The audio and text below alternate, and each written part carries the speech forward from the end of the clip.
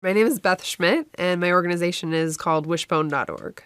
So I started Wishbone to actually send low-income students on these after-school and summer programs that are otherwise pretty much cost-prohibitive for that demographic.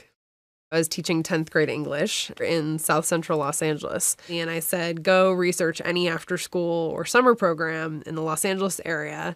And part of the research paper was to match a passion to this after-school program or summer program that a student wanted to attend. There were about 13 papers that started with the sentence, "Nobody's ever asked me what my passion is."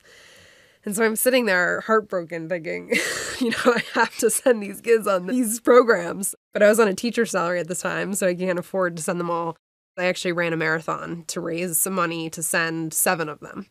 Took the teacher route and I stapled together packets of my students' wishes. And they each wrote a paragraph, an excerpt from their essay about why they wanted to attend the program they chose. I took a photo of each student and I mailed it out to friends and family. I like to err on the side of transparency just because I think it motivates people to give more. Any donor wants to know where their dollars are going. That was really part of the whole design for Wishbone. People could actually see what the dream for the student was, and they could see the price tag to say, okay, my donation is actually making a difference. So it all started with the teacher packet. We had one student who is taking flight lessons. I think he did over 60 hours this summer of flight school with Wishbone. We have other students who want to go to ID Tech Camp and learn how to code. We have some students who want to learn about stem cell science.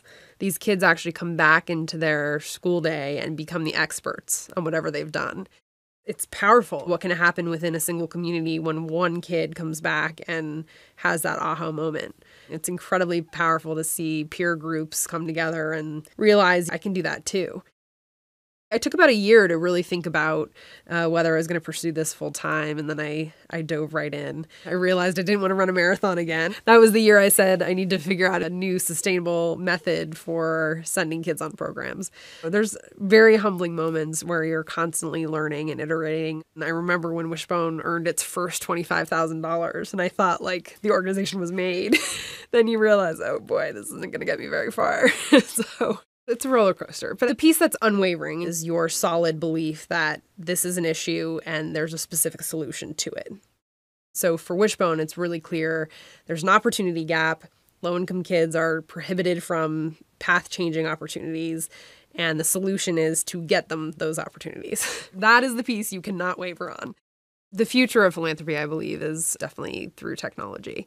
We have so much capacity to be able to give online, and it's one of the last fields actually to come online.